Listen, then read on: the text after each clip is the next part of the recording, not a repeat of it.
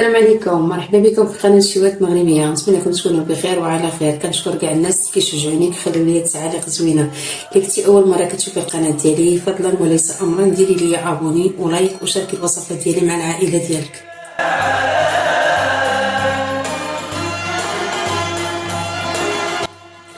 بسم الله على بركه الله. اليوم نشارك معكم واحد الشهيوه.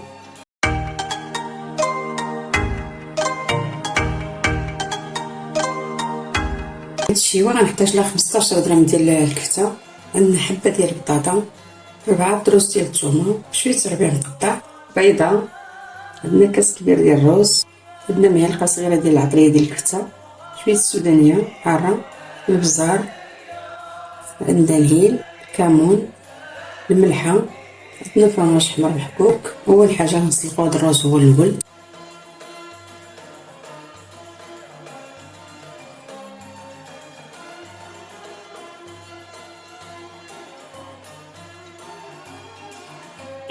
غنديرو فيها تليبات ديال الهيل،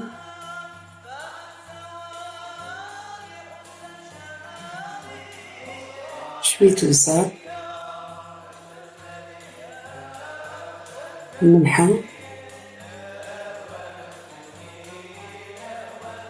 نديرو شويه ديال الزيت،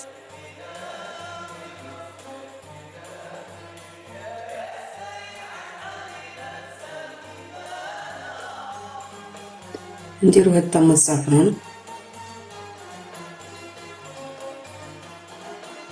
دابا نردوه يطيب. دابا غنحكو هاد البطاطا، ملي طحناها غنعصروها من داك الماء ديالها،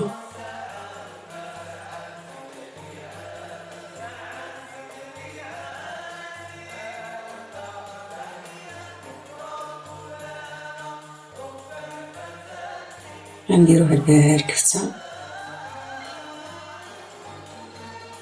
غادي نحكو عليها الطريسه ديال الثومه،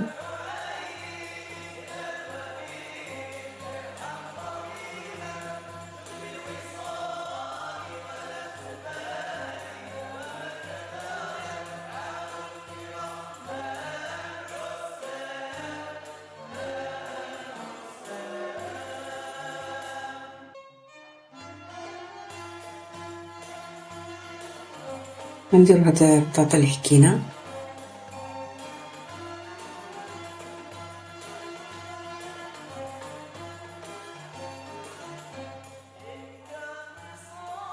هاد الربيع،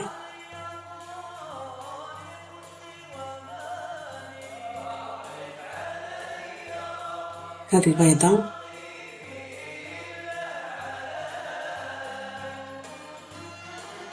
ونديرو العطريه، ملحه،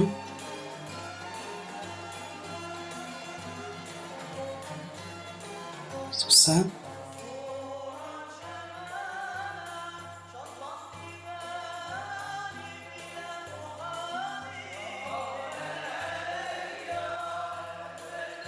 نزيدو واحد شويه الفرماج ونخلطو.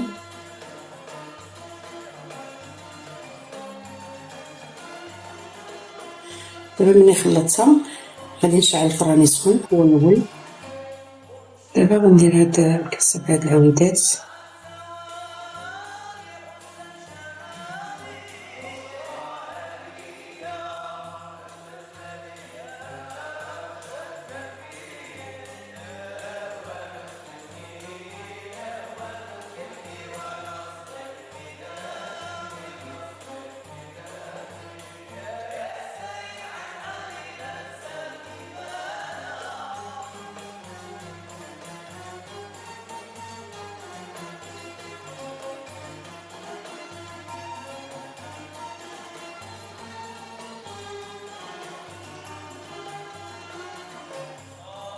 غنجيبو العطا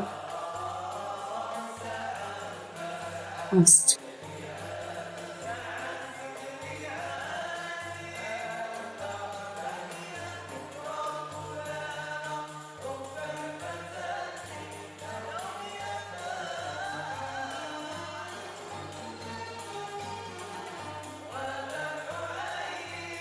حتى نكملهم كاملين.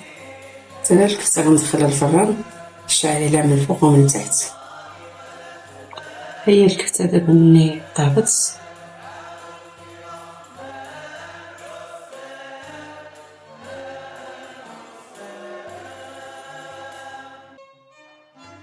هذه هي الشيوه اللي وجدت معكم بالصحه والراحه. واللي شجعني الله يعطيه خسر في الجنه. يا رب تكون هاد الطيبه